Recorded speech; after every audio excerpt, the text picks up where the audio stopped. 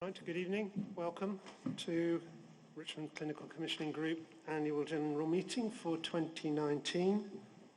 Marvellous technology works. I apologise for those of you, that's quite a small screen. If people want to come forward, please be my guest. But this is the largest the technology would work with. My name's Graham Lewis. I happen to be Chair of Richmond Clinical Commissioning Group. I've been a GP in Richmond since the early 1980s. My task tonight is to keep us all on time. It's the autumn equinox. Welcome to the first day of autumn, a time for reflection. I want us all home by 7 o'clock. Housekeeping. There are no fire alarms expected, so if the fire alarm goes off, try and keep up with me. I will be going out one of the doors marked with the green fire exit signs. If you have mobile phones, may I suggest you turn them to silent, because undoubtedly your friends or children will have set it to a ringtone that you won't recognise, and they'll be looking at everybody else when it's yours. I'm being videoed, the panel is being videoed, the television camera is at the back there. Toilets, for those of you who need them, straight out the doors on the right, follow straight ahead, and there's ladies' and gentlemen's toilets marked. The agenda for this evening. Basically a quick review with myself, a review of finance, a review by Sarah of things that we've achieved during the year and are planning to look forward to. So it's looking backwards and looking forwards today. We've got a kind of theme with end-of-life care, and we're going to have Princess Alice, a director from Princess Alice, and Catherine Millington Saunders, another GP who I've known for years, who are going to give us a presentation on that. And then there's the important part of the evening, which it says here from 6:30 to 7, which is questions from the audience and the floor. So I will do my very best to keep to time. I've been given 10 minutes, so I'm going to zoom on. This is taken from our public health colleagues. This is the Richmond that people see, just over 190,000 residents. The actual GP population is more like 220,000. Vast majority there, it says 80% are in employment. We have 4.5 million visitors. It's a very green and leafy borough with Hampton Court stuck to one side of it. It's very popular. We have the International Rugby Stadium, although obviously those of you who follow that will be tuning in early in the morning to Japan at the moment. We are a very safe borough, 4th out of 32, and we have 21 miles of river frontage. That's the Richmond we popularise, and that's the Richmond, if you talk to most Londoners, that they would refer to. However, if we also have a look at start well, live well, and age well, which is the way we've kind of segmented the population, you can see we're not doing as well as we might do on an MMR, which has been in the news recently. The prevalence, the number of children with obesity doubles between reception and year 6.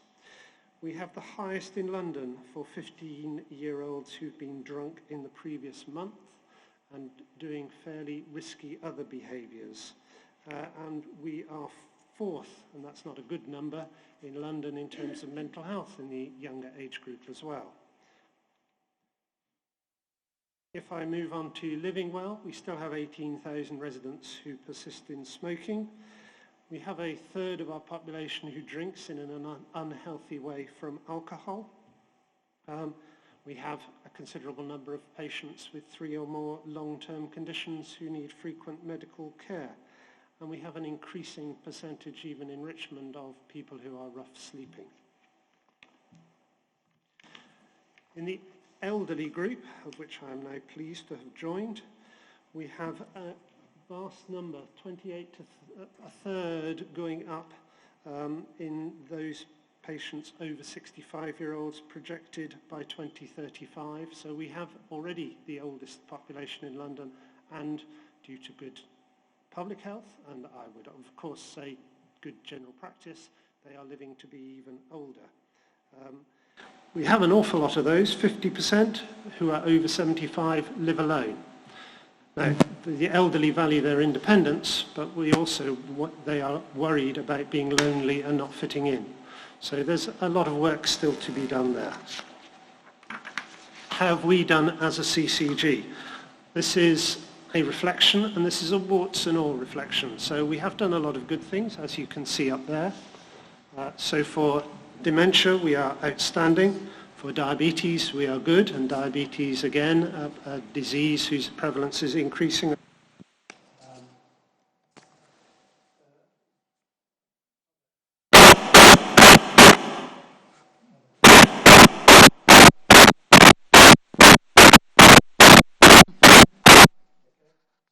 Diabetes is the prevalence of that is increasing with the prevalence of obesity. Have I gone?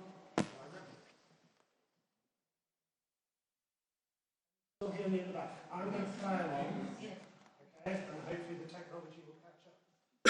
We are also doing reasonably well, good, according to our ratings on mental health. We are not doing so well on learning disabilities, and we will be coming to that in our tasks for next year. So cancer, most of our waiting times have been met. The 62-day from... Thank you very much.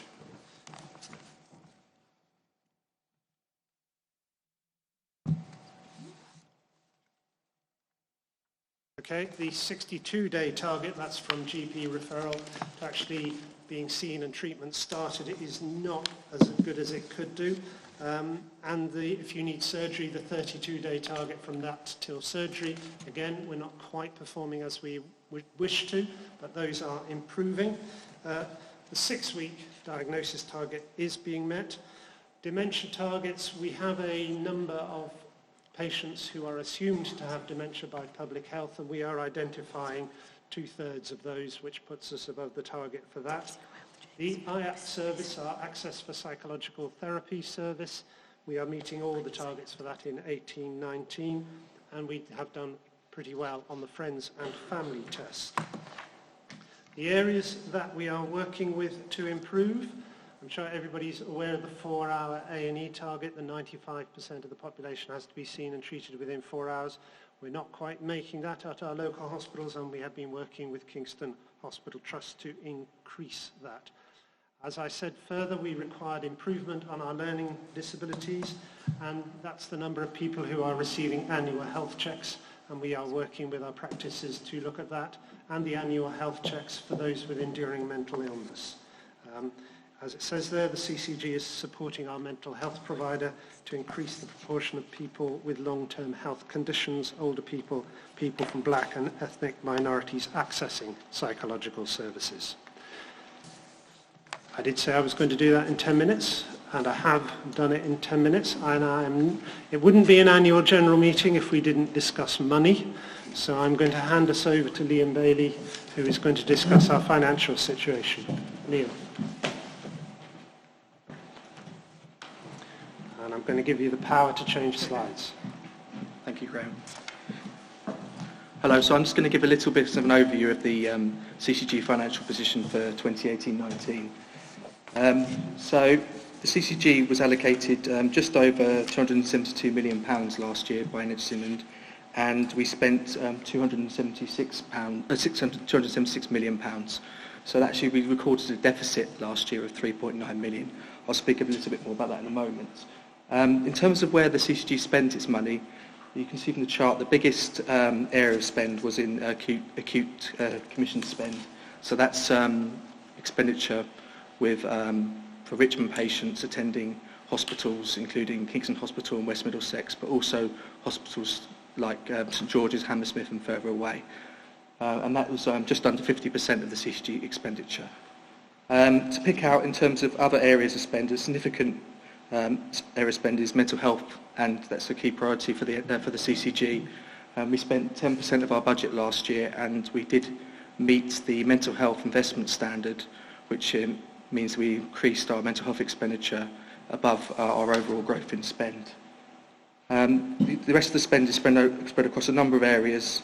Just to pick out one, we spent the dark blue section 8% on prescribing. So that's the cost of prescriptions generated by Richmond patients attending their GPs, and when those prescriptions are given out, then that's the reimbursement that the CCG has to pay, and that came to 8% of the total CCG expenditure. So moving on to the overview of the financial position. As I mentioned earlier, the CCG did finish with a deficit this year, and people may be aware the CCG has been in deficit for the last 3 financial years. So we're in the third year of a 4-year recovery plan to try and reverse the CCG's financial position. The 3.9 million deficit was an improvement on the previous financial year, so we are slowly improving the financial position, and we're looking to achieve a surplus for this financial year for 1920. And in 17-18 we did achieve £11.2 million of savings and met other targets, including the running cost target. I should also say the accounts themselves were given a clean bill of health by our external auditors, and those were signed off and reported on time. And these accounts, if you do want to see a full version of the accounts, these are available on the CCG website. In terms of the reasons for the deficit, there's a number of reasons for this, but some of the factors involved, we had overspends on our acute, commissioning, continuing care and mental health budgets. And then in terms of the financial recovery plan, as I mentioned, we're still in a financial recovery as we try to return to a surplus as we're required by NHS England. And so in delivering that recovery plan, we are working trying to work more closely across the system. So we've been working as an alliance of CCGs for the last couple of years and sharing expertise to try and drive some of the savings we need to make. And we've been working closely, Richmond and Kingston CCGs have been working very closely to help deliver that. We also, people are aware, we've developed the health and social care plans, and these will help to deliver and be worked up across the system and help to get the best outcomes in the most cost-effective way. So as I mentioned earlier, by delivering this recovery plan, we're hoping to be back in surplus, a small surplus in 1920, but that will require another £14 million of savings. And now I'm going to hand over to Sarah to give a review of the year.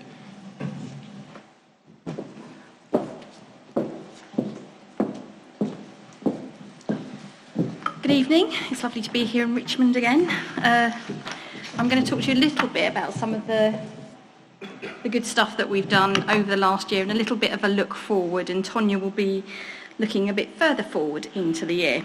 So primary care, some really good work going on in Richmond. We've got 2 hubs, one at Teddington War Memorial and the other one at Sheen Lane, that are delivering 7-day-a-week services, 8 to 8, to our local populations. You can make an appointment through your GP for those, and that means that now actually across London we have 8 to 8 access 7 days a week, so that's really positive for London. We have a new requirement in the NHS plan for primary care networks, where groups of practices come together to work together around local populations and look at the health of those populations, and then work with our community services such as Hounslow and Richmond Community Trust, who have the brilliant chair that we all saw earlier, and Kingston Hospital, and also out into northwest London we also work with Chelsea and Westminster Hospital. So they will work with those groups as well as with local authorities and social care to actually understand what's needed for the local population and to focus services in the community on those people, and hopefully to support them to be more independent and to sort of stay in the community rather than need to attend A&E. So children and young people's mental health and wellbeing. Graham's mentioned the fact that we had some significant issues for our young people locally in Richmond, and actually we have, I think we're 3rd highest problem around self-harm for our young people in Richmond, in London. And we recognised over a year ago in South West London that we had a significant problem in this area.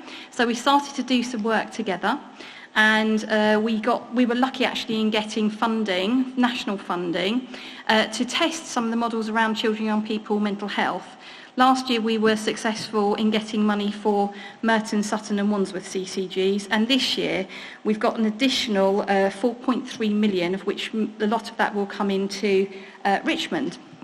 So what we're doing is we're working with groups of schools to support them, to put in some mental health specialised services around those groups of schools, but also to provide things like apps for young people so that they can get advice online. We're also providing support for teachers and for families in order that we can have a really, really good service for our young people. And we've got 14 schools as part of the first wave, and it's being led by Christ School for Richmond. And there's 4 senior schools, secondary schools and 10 primary schools in this wave.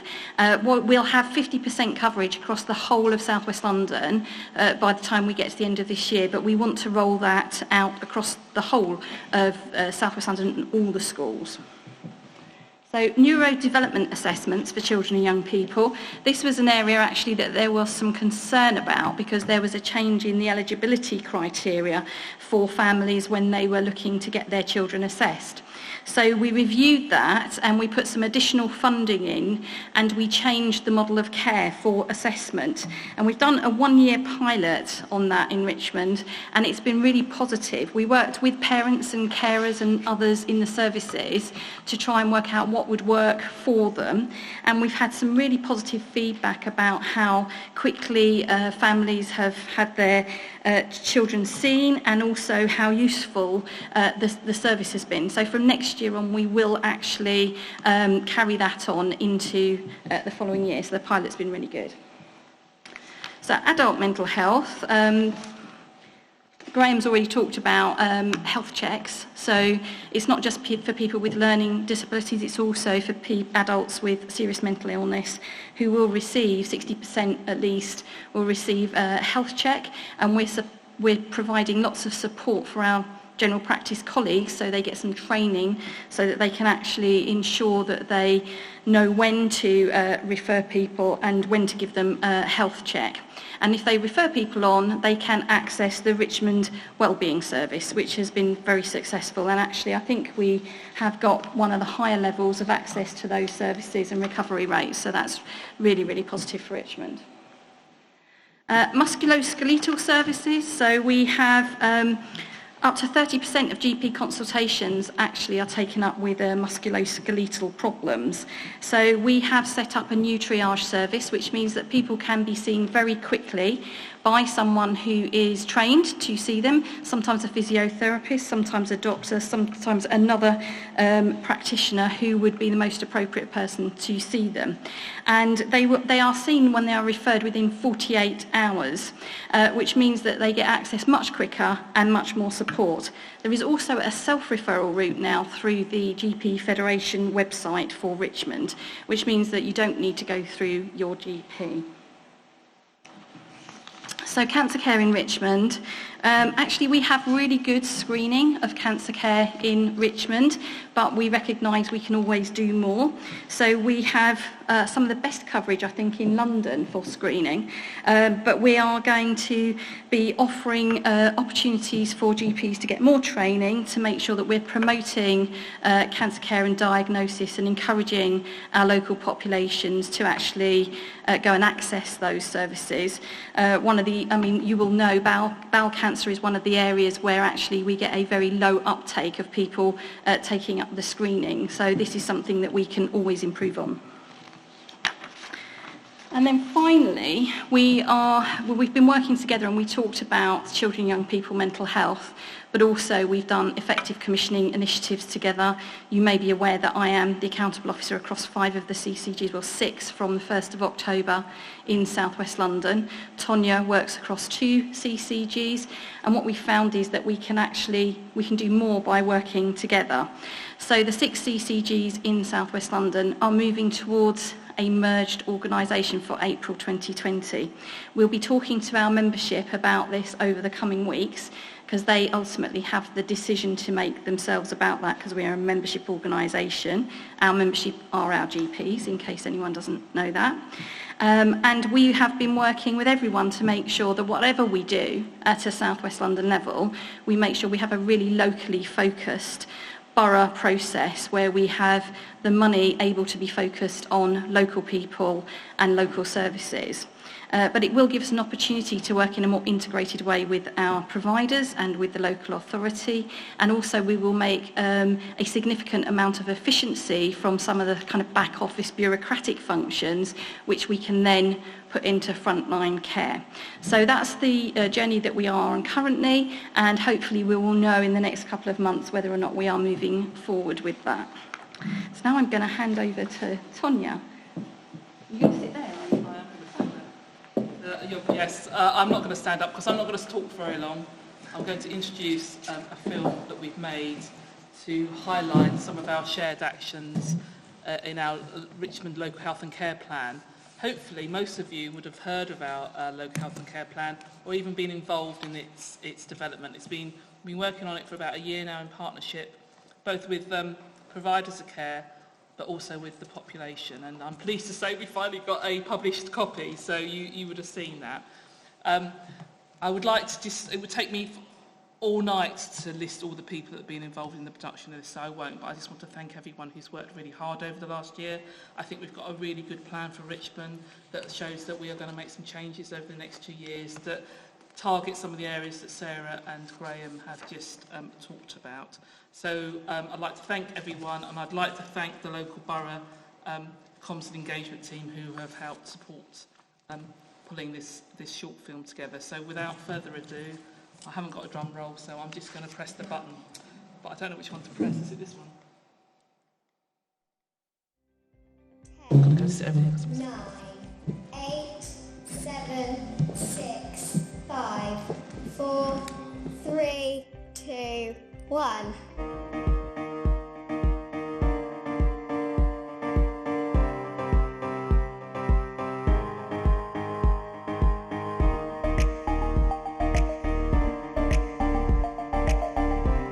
The Richmond Health and Care Plan describes our vision, priorities and actions to meet the health and care needs of local people. Our plan has been developed in partnership with residents, voluntary and community groups, health and care partners and health and care providers, all of whom have proactively shared and developed their views through consultation engagement events. Our plan identifies the actions we will take to create a health and care environment, enabling communities and residents to lead healthy lives and be confident in their ability to care for themselves and for others. The actions fall within 3 key areas of start well, live well and age well, with prevention, the need for early intervention and support for carers featuring across all these themes. The 2-year plan focuses on the actions which no single organisation could achieve alone. By working together, health, social care and the voluntary sector can deliver quality health and social care services that support local people.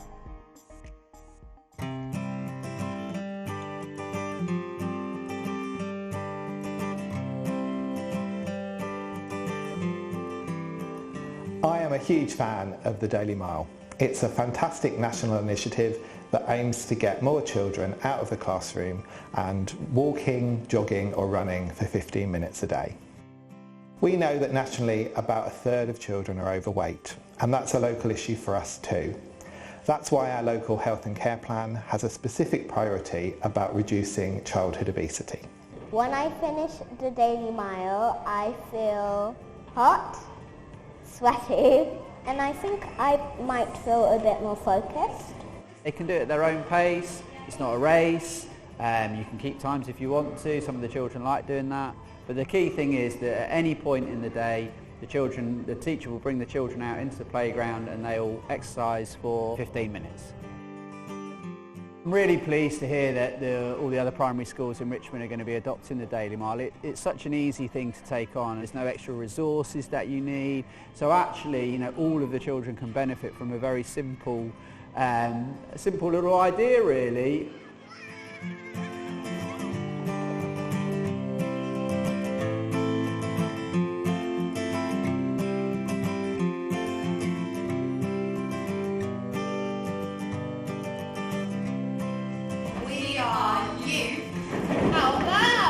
I joined Youth Out Loud because I'm very passionate about changing and possibly learning more about the way the health system works in our local area. It felt really good that we were given a voice in this project because we feel like young people need to be listened to in all aspects that affect them, especially ones around their health.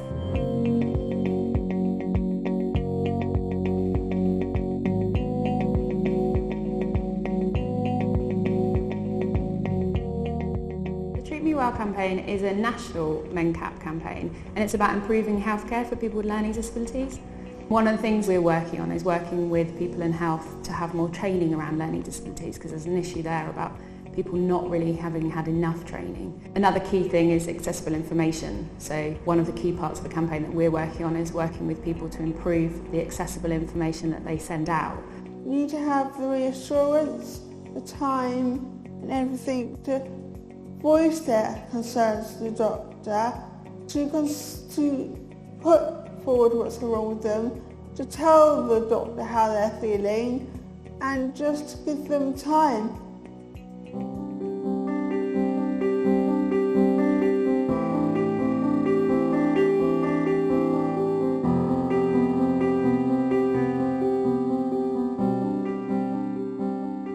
It's so important that end-of-life care is a priority in Richmond Health and Care Plan.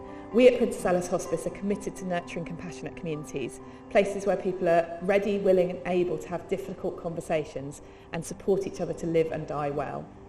Another key element of what we're doing at Princess Alice Hospice is to encourage people to talk about death and dying. We know how important it is to have these conversations at whatever point in your life. And we're doing this through a range of means, whether it be having a Before I Die I Want To board at a local fete, where we're encouraging families to talk about their bucket list activities, or actually holding death cafes in local communities, getting people to come along and talk about this stuff.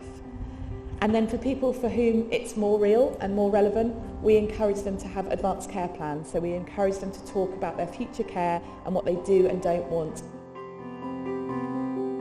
I came unwillingly, but it's the best thing I ever did, because the people here are marvellous and they just know everything without you telling them.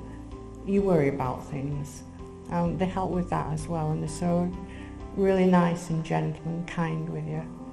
But I'm so glad that I came.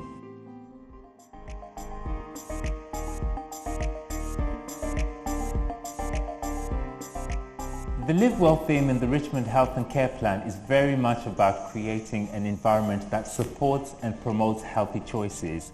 If we do this really well, we'll be able to see more people having a healthy weight, eating a healthy diet, drinking sensibly, and not smoking. Prevention runs throughout the Richmond Health and Care Plan, and if we do this really well, we'll be able to enable all our residents to live happier, healthier and more fulfilling lives.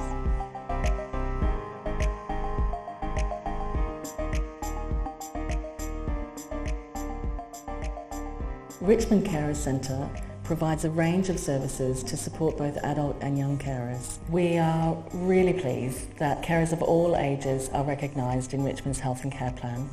Recognising and supporting carers can make a real positive impact to their emotional and physical well-being.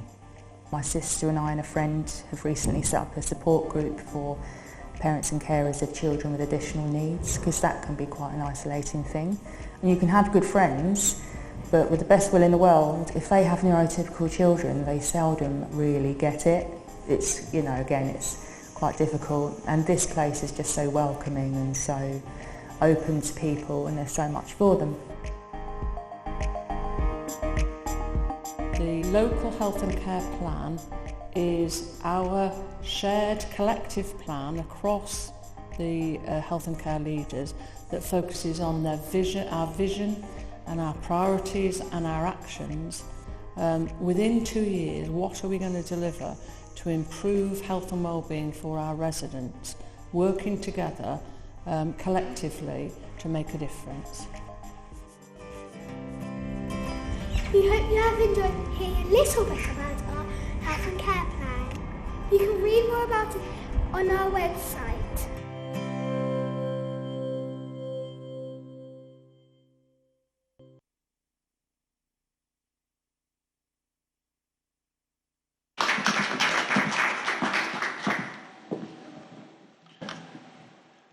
Thank you very much. We have a couple of presentations to just round off before we get to the questions and answers. So it's my pleasure, that kind of ended on end-of-life care, which is something that came up at our clinical senate across the whole of South West London. We have an ageing population. We don't talk about dying very often. We don't think about it, but it's an inevitability for all of us. And we felt, as what was called a clinical senate, as a group of clinicians, that this was something we need to be engaging and talking to the public about. The hospice movement beat us to that by about 5 decades, I think, and we're very pleased to have a director from our local hospice to talk to us now. So, a traditional welcome for Zoe Byrne, please.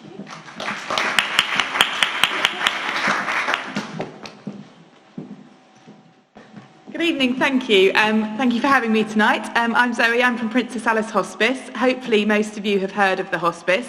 Our actual building is based in Esher, but we provide care across Richmond, as well as Richmond and Surrey. And actually, while we have 24 beds in our hospice in Esher, at any one time we're caring for around 800 people across the community. So the majority of the care that we deliver is in people's homes. And we support people as they approach the end of their lives, as well as as they're living with life-limiting conditions, and to help them to live well until the end of their life. So I mentioned in the video earlier something called compassionate communities, and that's something that the hospice are really committed to. So I'm going to take the opportunity very briefly to try to explain what we mean when we talk about compassionate communities at Princess Alice, and what we're starting to do to make that a reality in Richmond. So in communities, we know that there are buildings, there are churches, there are community groups, and there's lots of activity already happening. And we know that there are these amazing people that are running things. They're running coffee mornings, they're running schemes that take people to hospital appointments. There's so much going on in our local community. So what do Princess Alice Hospice bring to this? What do we want to do? So we want to ask people, we want to ask these people, what is it that you're doing, and where are the gaps? Where are the gaps for people that are ill, for people who are caring, and for people that are recently bereaved?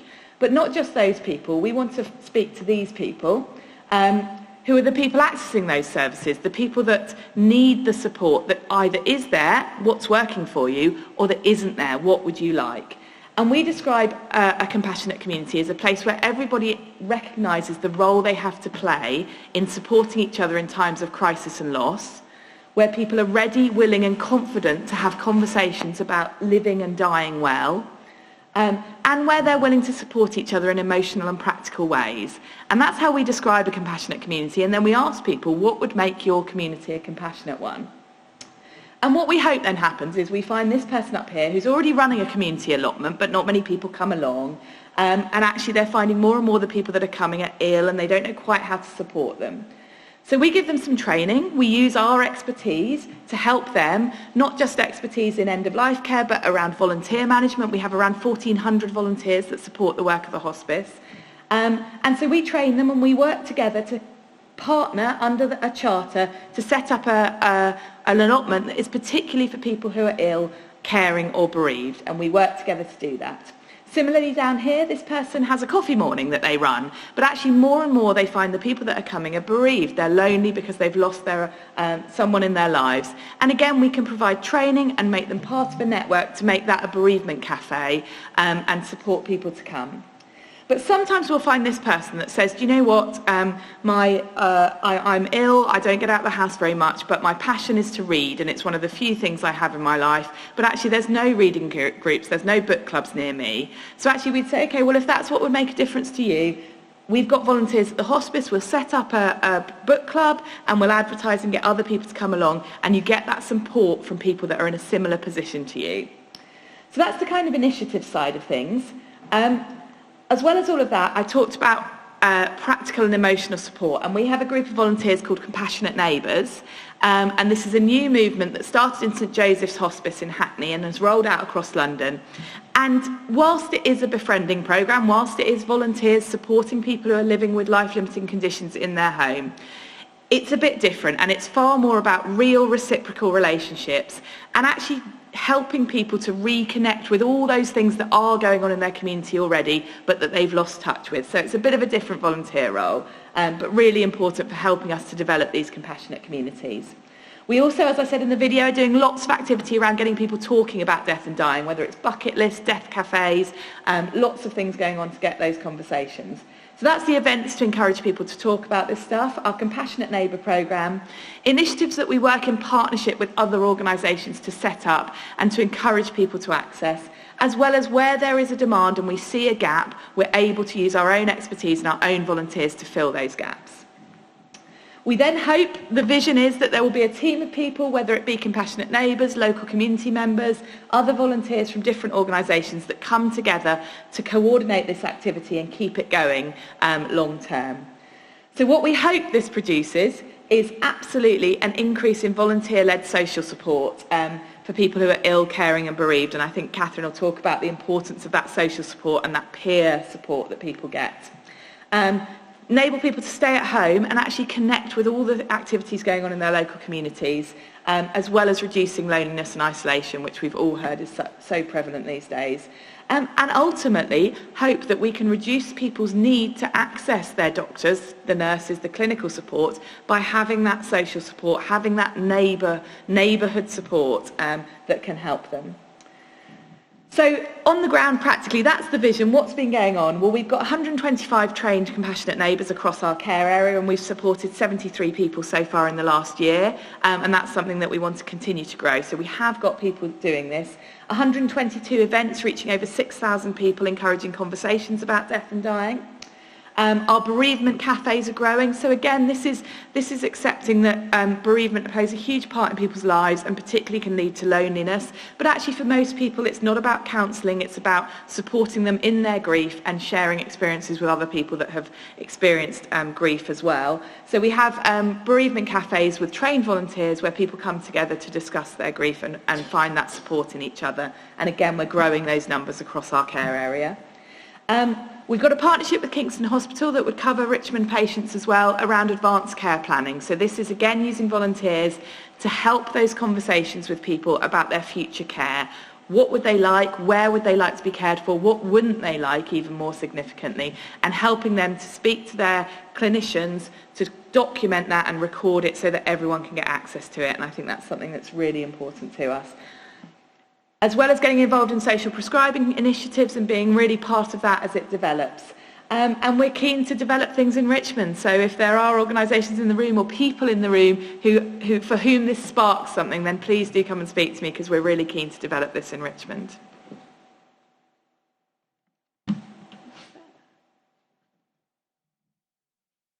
And I'm happy to take any questions now or at the end, or I think Catherine's going to, yeah?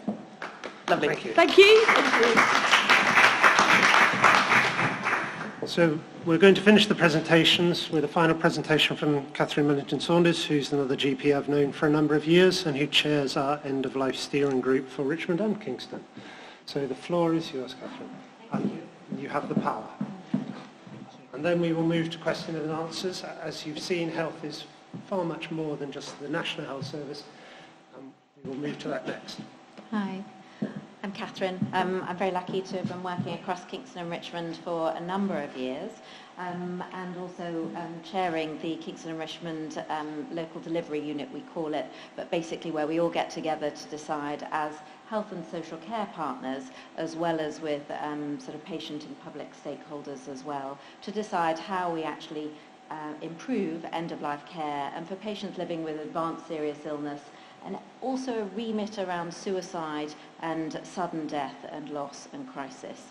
So we run a steering group that we've done for a number of years, developing our strategies, and we reviewed that recently. So partners are including things like our community nursing services, general practice, our hospitals, Health Watch, voluntary sector groups, so Marie Curie, who give us our night sitting services.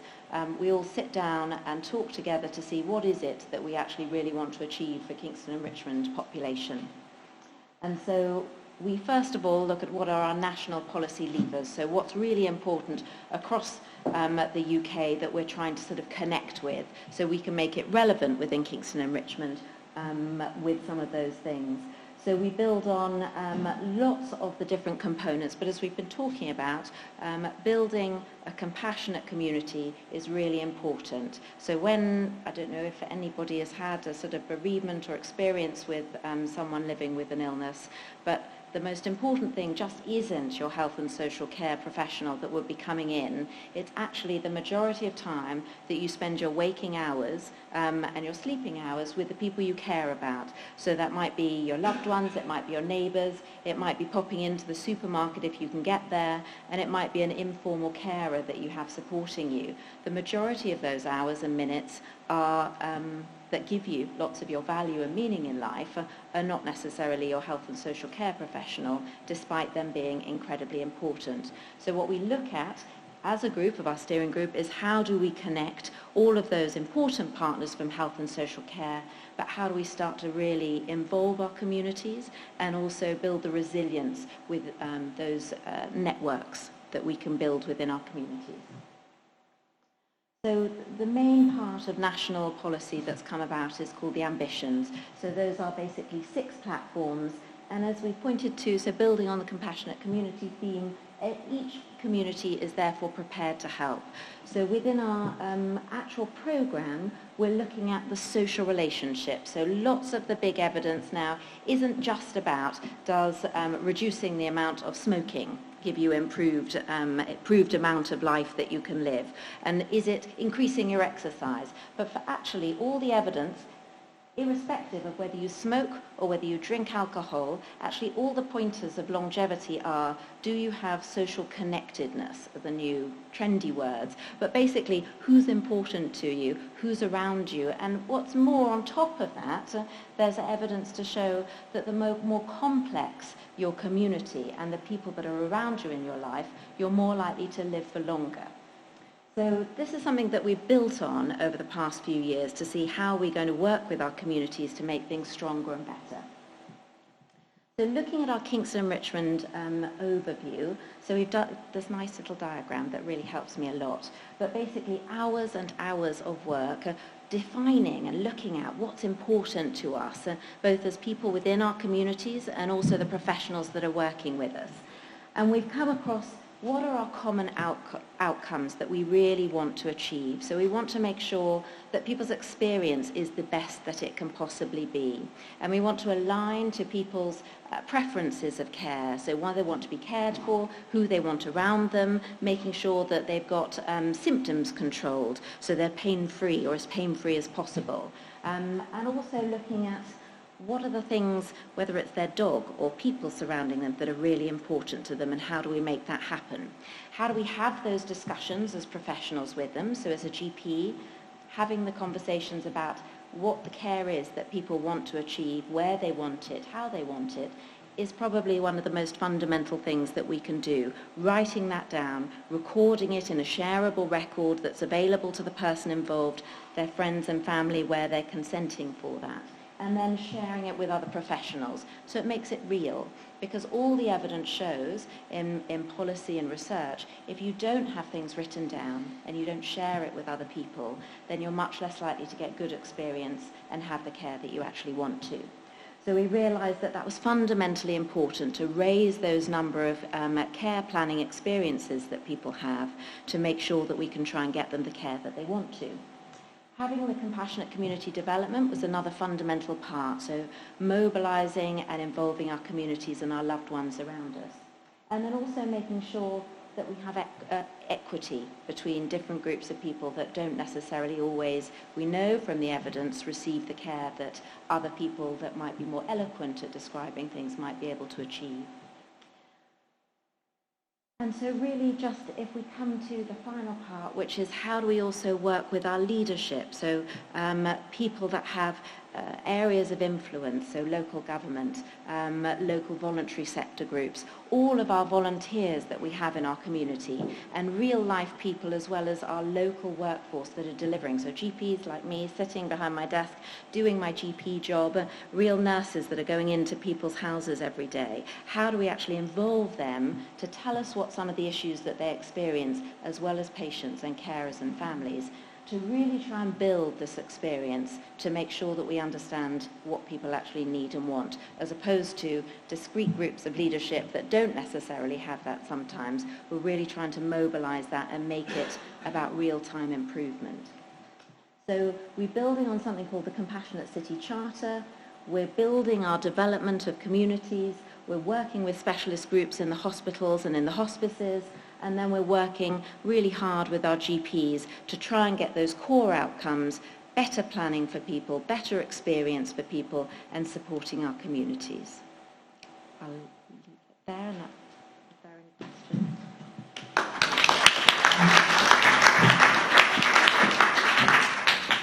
questions. Thank you, Catherine. I know you've rushed here. Do you want to come and have a seat at the front over there? So I promised you I would run to time. In fact, I've slightly exceeded that promise.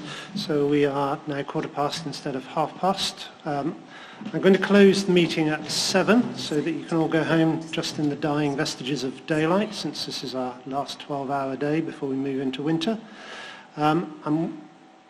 When I read this, it said questions and answer session, and then it had my name. I was mightily relieved that we actually have a panel, so I'm just going to chair. We have a roving mic at the back, and it's the opportunity to take questions from the audience. If appropriate, please tell me who you are, or tell the panel who you are and introduce yourself, and who would like to start the ball rolling. So a mic is coming.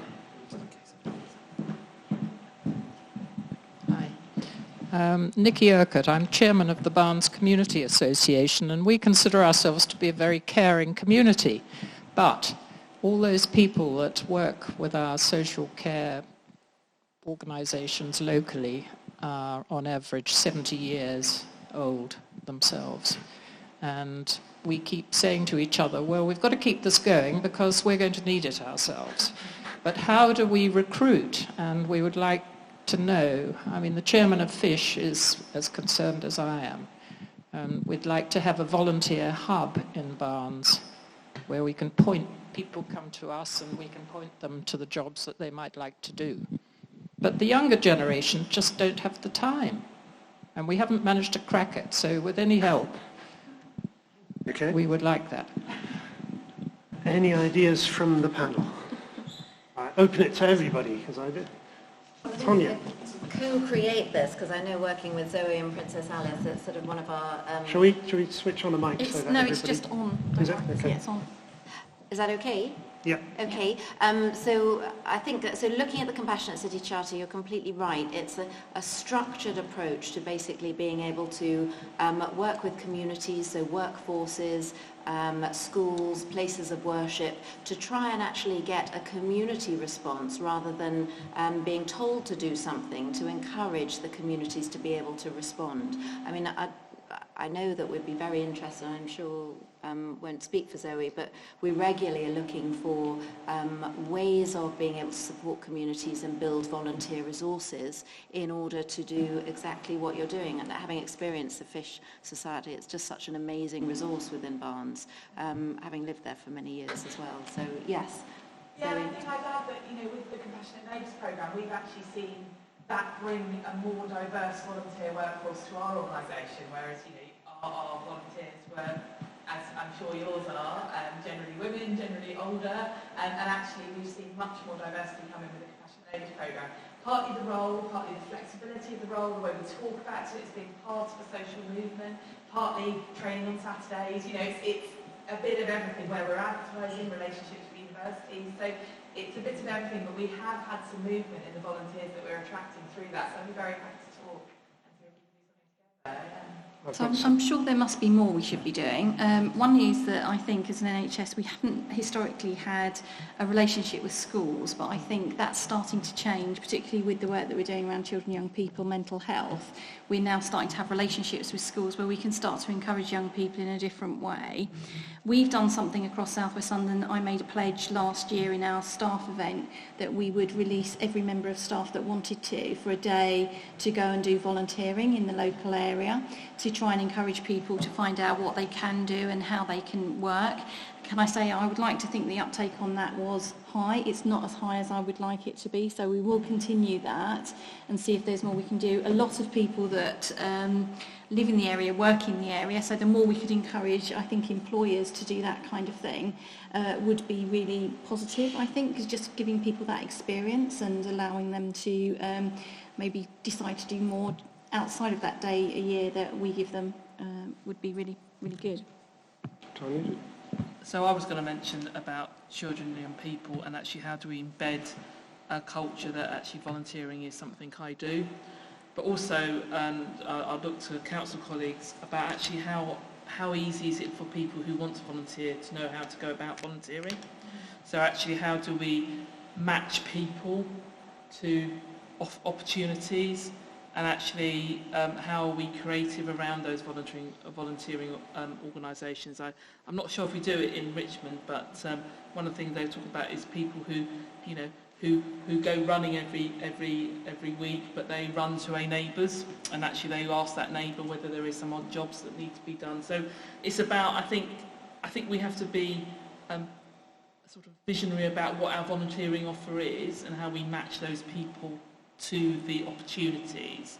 And I think that's something that, obviously, working with the council, we can start looking at how we can do that. And I think it is a challenge, but we need to make it a little bit more business as usual, so to speak.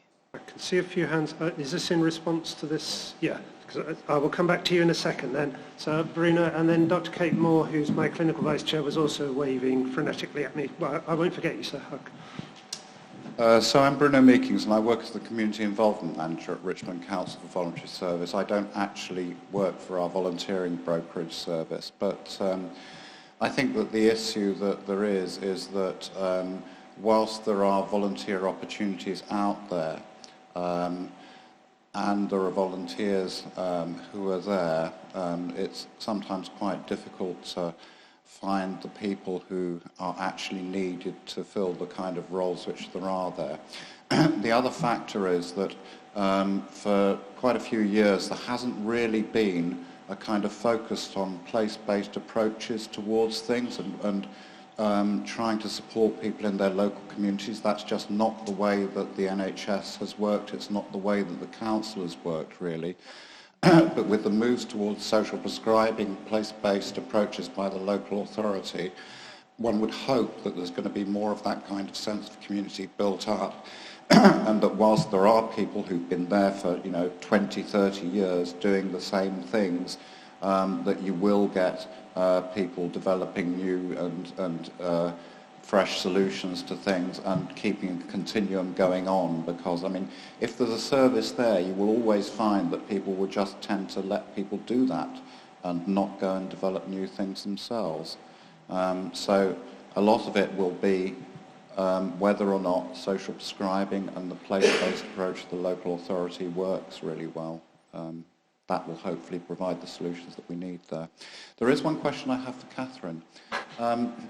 I know that in other local authorities, the kind of end-of-life care is also that the needs of people are met actually through this kind of standard mainstream social prescribing schemes. Is there any intention to try and ensure that whatever there is there as a standard kind of social prescribing scheme through the primary care networks in Richmond also is meeting the needs of people who are facing the end of their lives? Good.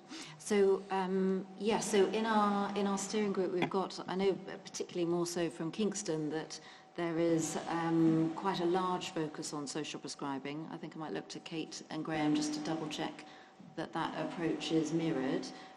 But effectively, definitely, so I can also speak for South West London being the end-of-life care clinical lead, there's definitely a focus, having just reviewed some of the end-of-life care plans for there, of looking across all of the CCGs for South West London to have a common approach to enable this social prescribing. I would say that we are looking to go even further than that, though, across South West London, because social prescribing really is for people that tend to be independent and able to go out. We must remember remember that we have to look after people who might be isolated, lonely, and actually have needs living within their own homes, be they carers or be them patients. So I think it's much more about how do we map and understand what our networks and our sort of supportive networks within our communities currently have, and then what are the unmet needs that we actually don't have something to fill a gap in that place. And that's something that the steering group definitely focuses on, to understand what is it that is actually needed within our communities. How do we support communities to do that? And I'd say, just coming back to the fish scheme, I think we're looking at in some of the different communities and learning from different areas like the Southwest. They've done some very interesting projects where they don't necessarily call it volunteer schemes, but actually it's about mobilising your own neighbourhoods. So actually going into streets and saying, do we have a local, in a couple of streets, is there one person that can work with a general practice or a social prescriber to understand all the roles? So at the moment in Kingston we have Kingston Connector, and there are similar things across each CCG of a directory of the services of things that are available to support people in our communities. But is there one person that can help connect in your neighbourhood everybody in those couple of streets? And then rather than building up necessarily organisations, you're mobilising your community muscle and people that live within that muscle, even though they might be an umbrella of something like fish. So I think it's interesting as we move forward how we actually really support people that live in that communities rather than parachuting other people in. And I think that would help support organisations like Fish as well. You want to add, Kate? Yeah, so as the mother of 3 sort of teenagers, young adults, I think what we need to do probably is involve our schools. So between 16 and 18, clearly pupils are doing BTECs, A-levels, those sorts of things, applying for further education or jobs or that sort of thing. Obviously all young people now have to stay in educational training till 18. So for me, a lot of it's about trying to embed it into the schools, making it part of the school curriculum. I recognise that won't give you your succession planning for organisations like Fish, but also as a GP practice, we get asked a lot of the time for people who want to go into nursing, medicine, physiotherapy, can they have work experience? So it's a bit about sort of, you know, getting people to do that. So as a young person, what are they getting out of it? You get them to volunteer. So I know my children's school, they did some stuff at Kingston Hospital. It was compulsory. They all had to do some element of social service to the community while they were in the sixth form at school. So I think we need to sort of speak to the education department to talk to them about it and make it easy. Okay, there's a surfeit of ideas to take away, and come back to the front because this gentleman was indicating earlier. Changing the subject slightly, in your presentation, Graham, you very briefly said the word dementia. Yep. And what I would like to ask, I don't know whether you can answer it or any of the panel, is what is the situation with regard to the 2016-21 joint strategy for dementia? I think it's come to a stumbling halt. I'm looking at peers at the moment because it's a health and wellbeing strategy, isn't it? Are we reviewing it at the moment? We are reviewing it, so we realised there's a need. So we actually looked at having our public health colleagues look actually at what are our needs now, and through the next few weeks and so on, we're actually going to be looking to refresh our dementia plan based on those new needs and so on. So we really, you know, one of the things coming in as a new administration, we recognise perhaps that some elements that perhaps have faltered a little bit, like the Dementia Alliance. We're looking to revive those, but based on actually the picture we have now, and really making sure the plan goes on to 21, and we also look at new ways and new initiatives. Thank you for that. Should I just put a quick plug in as well? We've got Full of Life as a main fair, which is happening in October. We've also got some mini Full of Life fairs, and the idea is that they particularly are aimed at people who actually want to help in their community. So I think they're in Hampton, Twickenham, Barnes, or one other locality. If you look at the Full of Life fair on the council website, that's a really good initiative to try and get more volunteers in, because we know actually that volunteering is a really important way of actually keeping people perhaps who are coming to stepping down and retiring and so on, keeping them well connected to their community. So we're really trying to encourage that. So it is being reviewed, refreshed as we look. If there are particular issues, then Piers and I, I'm sure, would be happy to talk with you afterwards. I mean, we are... Sorry.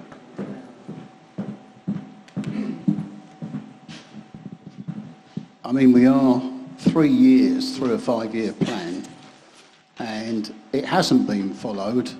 I sit on a carers group, and one of the first things that should appear to happen is that as soon as anybody's diagnosed with dementia, they should have a care plan organised for them.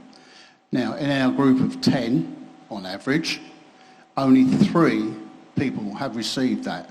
I've never seen a doctor at my house. I've never had anybody from social services at my house in 2.5 years since the diagnosis of my wife.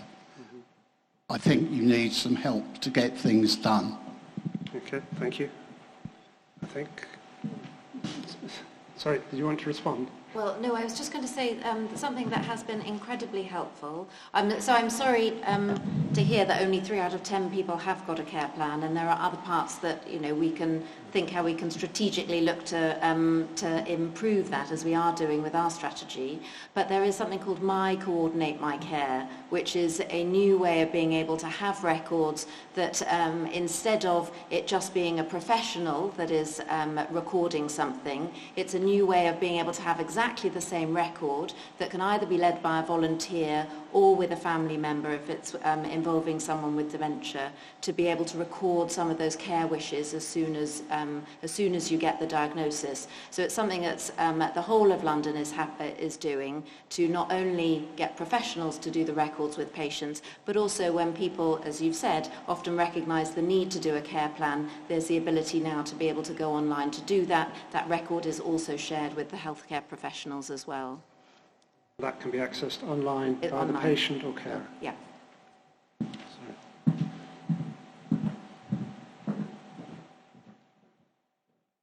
Hi, I'm Mary. I'm a patient in Richmond and co-author of Bridging the Gap, which we did alongside Rules.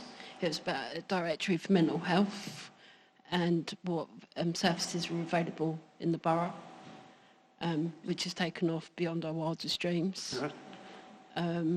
I've actually got 2 questions for you. One was, how can you try and make the CCG meetings more user-friendly? Now, I've worked in the NHS and I've got background in it, and I find those meetings very, very difficult to understand and follow. I was just wondering, is there a way that you could make them a little bit more user-friendly to encourage more people to come along to them so that they can get more involved in what you guys are doing, so they don't get lost? Did you say you had 2 questions? Yeah. Go out on the second one, and we'll take them both together. Are you going to address the gap between the IAP team and the CMHT on the mental health side for adult services? Because there's a massive gap where people are too ill to be under the IAP team, but not well enough to be under the community mental health team, and you're left with no help whatsoever. Yes, individuals have to do their part, communities have to do their part, but there is a massive gap there that needs to be addressed. Okay, I'm sorry to hear about that, and I'll come to Tanya that in a minute.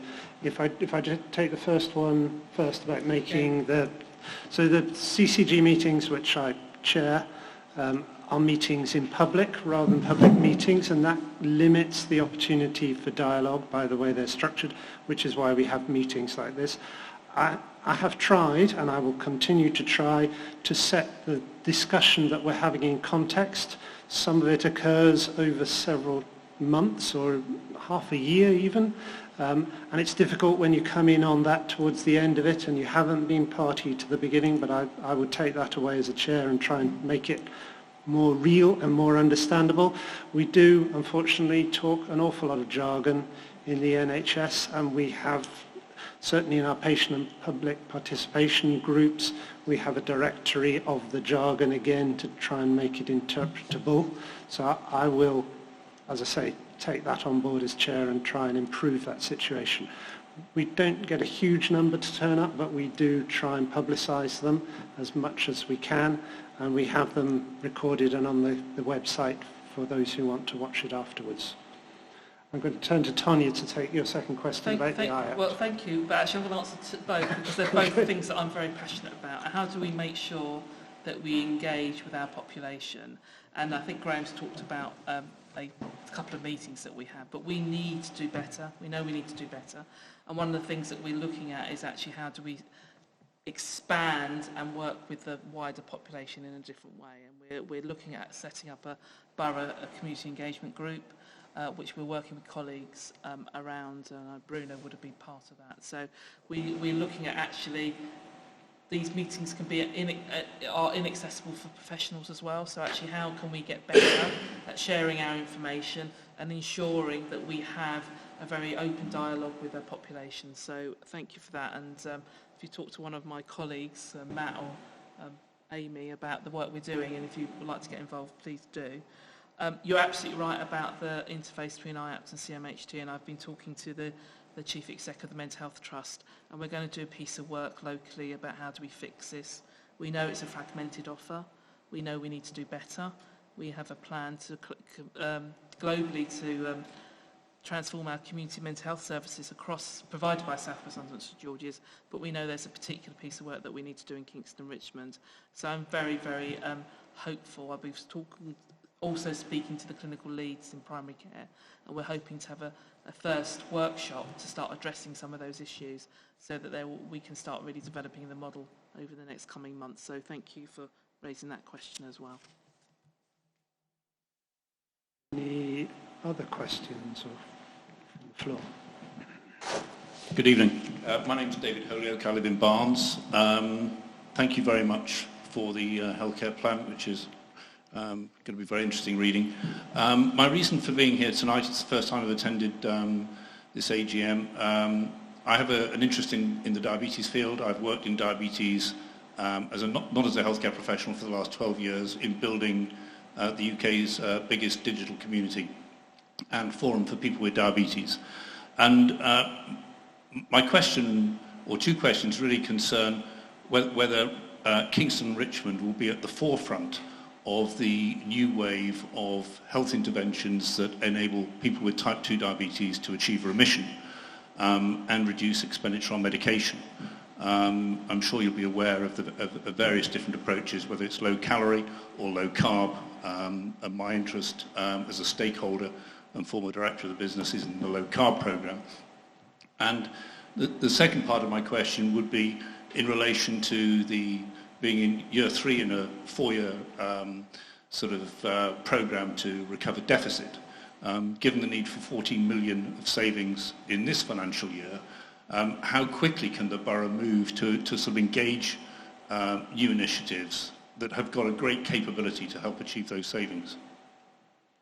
I can see Kate is desperate to answer. I'm probably the first bit, and then I will turn to my colleagues. I'm Kate Moore. I'm a GP and I'm Vice Clinical Chair of the CCG. So your question is really timely because I had a lovely chat at lunchtime today with one of my GP colleagues, Dr. Babita Staples, who is a GP with a special interest in diabetes.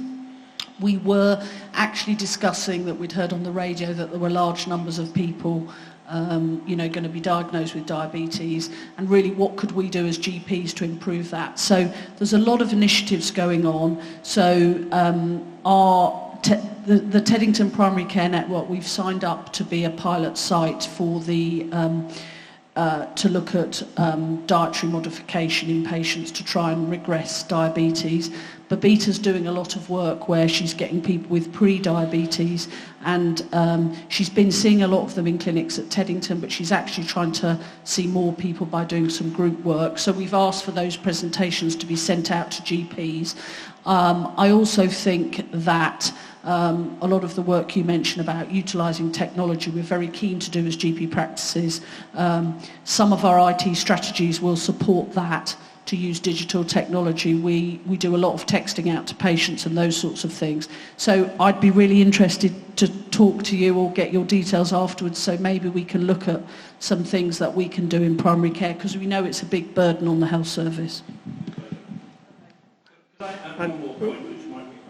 Okay. I've spent most of the last 12 years sort of in sort of commercial situations, so it's hard not to sort of reduce things to a very simple proposition. But this is a situation where, at worst, by spending £336,000 on a programme that has been tried and tested with over 400,000 participants, and on the assumption, which is a very inappropriate assumption, that the CCG would pay retail price for this intervention, a £330,000 investment would achieve a saving of £1 million within the same 12-month period. And I find that's why I'm just curious why the rate of adoption within UK CCGs, all 228 of them I think there are, has been so slow compared to adoption rates overseas, because we're now extending it. So any opportunity to explain more would be very welcome. I'm no longer actively selling, but just passionate about it. I was going to say, I think you are actively selling, but I think Kate has offered to talk to you about that afterwards, so I think that's fine. And just on the finances, I think it's really important to say that I think that so Richmond has actually turned a corner this year in reducing the amount of deficit that it's had over a period, and we are very positive moving forwards, working with our colleagues across community services, acute services, mental health services, to try and work together to reduce the cost of health services. So we spend a lot of time actually in some of the bureaucracy of managing our system. What we want to do now is work as a system to make ourselves as efficient as we possibly can together. And some of that will be about moving more finances upstream, so we can actually support people to be more independent and to treat illnesses in a different way before they become a problem. And we talked a lot today about how we do that around things like end-of-life care, but also diabetes. There are a number of areas, children, young people, mental health, you know, that is a catastrophe waiting to happen if we don't deal with that now. So we are trying to move that way, and we've done a lot of work in Richmond to actually manage the financial position. However, it's still difficult, and there's not going to be a huge sum of money coming towards the NHS in the future, and demand will continue to increase. So we are going to have to find different ways of managing that together with our colleagues. I think Patricia behind you wants to come in first, and then Bill. So I'm Patricia Wright, I'm Chief Executive of the Community Trust in this patch, and we held a multi-agency diabetes event in the early part of the summer that had members of the public with diabetes, members of the public who were interested, and all of our local healthcare providers providing presentations. We had a whole day on the types of equipment you can use to monitor healthcare, and we talked about the research. As a result of that, I've asked our diabetes specialist nurse to come up with a proposal about how we can support staff within the organisation. So we employ around 1,000 staff across Richmond and Hounslow to give them the opportunity, if they might be pre-diabetic or have diabetes, to have a programme within the organisation so that we support them to manage their diabetes better. And part of that is that if they can manage their own diabetes better, they will also be better informed in terms of working with members of the public. So I think it's within the next couple of weeks we've got a proposal coming to our executive committee about how we can support that. And one of the things is, do we offer the opportunity to go on a low-carb diet or various other things. So. Did you want to come on the same topic? I also work alongside David, so we work with clients who have digital health interventions for type 2 diabetes, which is actually NHS approved. But aside from that, I also work with clients in mental health and children's mental health, and I just wanted to find out what would the normal process be if approaching a CCG with, with ideas or with, things that are evidence-based, tried and tested. Is there a kind of a protocol? How do you guys buy, basically? That's what I wanted to try and find out.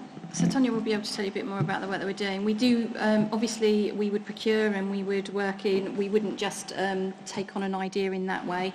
We have committed to buy Couth, which is a way of children and young people getting online support from a registered professional, and we have got that. That's part of the children and young people mental health piece of work that we are doing, and that's rolling out across the children and young people mental health. And there are other apps that we use, but we go through a process and we go out to procurement for those services, and we do an analysis, and that's how we gain those.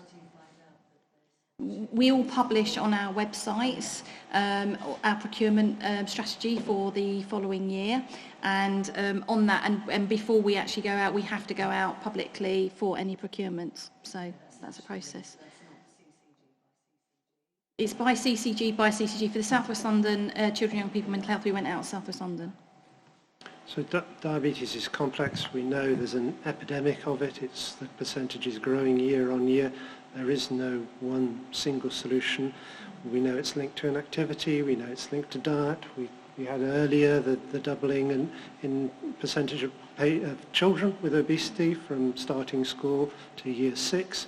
So we also know we cannot just continue to treat it, or effectively it will bankrupt the health service. So we're working across organisations with the community and hospitals. It's a disease that we're taking very seriously. In terms of apps and things like that, we need to NHS Digital approve all the apps and things, and I think I read the other day that they're producing something that will allow people to know how reliable apps are, and that they're effectively kite-marked apps by the NHS. Okay, it's the lady with the striped top at the front. No, I was just thinking about communication between the NHS and local government in general and the public in two ways. One was that as a local resident thinking about volunteering actually, and being amongst those who's quite able to go looking, I'm finding it very hard. And if I go and look on the council website, it's very opaque and not very easy to find these opportunities everybody's talking about. And also the things that I so far found are quite, it almost looks like you're applying for a second job. So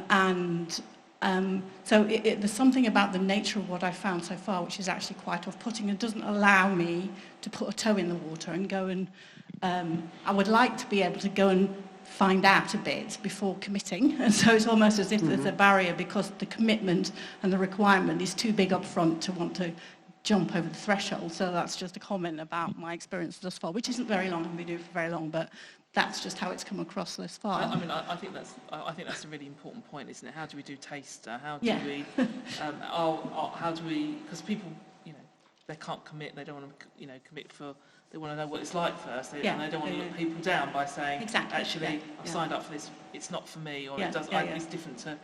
So I think it's working with the council and with the Bruno, KVS, isn't it?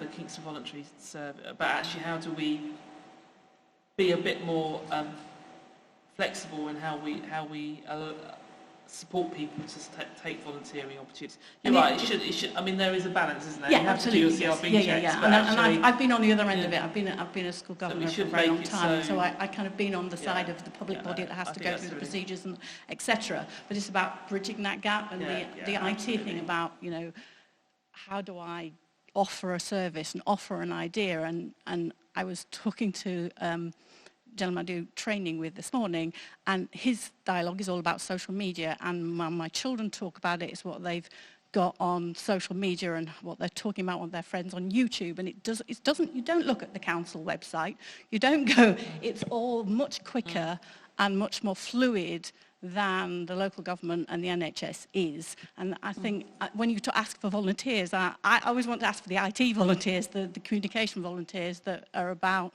and that's not me, but about bringing bridging the gap into the digital age, and I don't know how you do that, but... No, I think it's a really point, and I think it's how we work with others to make that offer easier, isn't it, and actually support people. So really good feedback, and I'll make sure I talk to colleagues about that.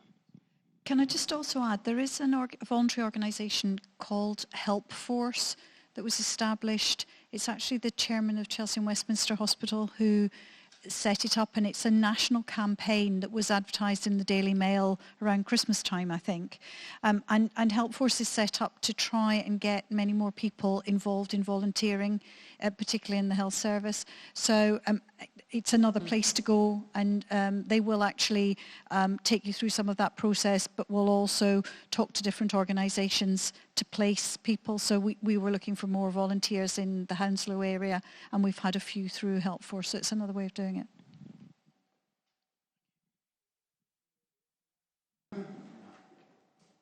I can certainly take that point back. I mean, I can understand why it is that organisations may want people to make a level of commitment that seems excessive when you're just starting off, because increasingly the risk management and the organisational requirements that there are there for people who are trying to deliver services means to say that they will need you to fill in forms and forms and more forms. I mean, I think that there really is a place for having some kind of risk-managed opportunities that actually enable people to dip their toe into the water, so to speak. I think it's probably easier for very large organisations who've got the kind of capacity and support to do that, but I'll certainly take that back.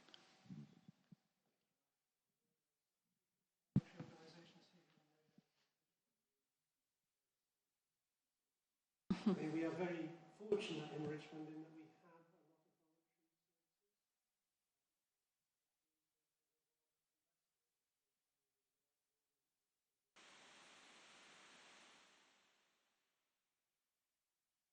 voluntary organisation.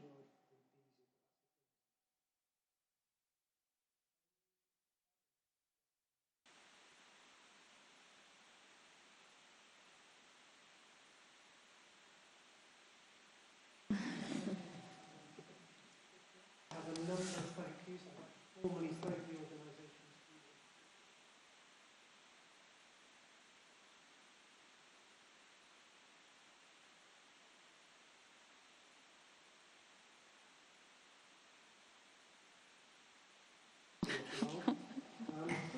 I would like to thank the panel, obviously, for stepping up to the mark. A few moments here when I was looking at the time.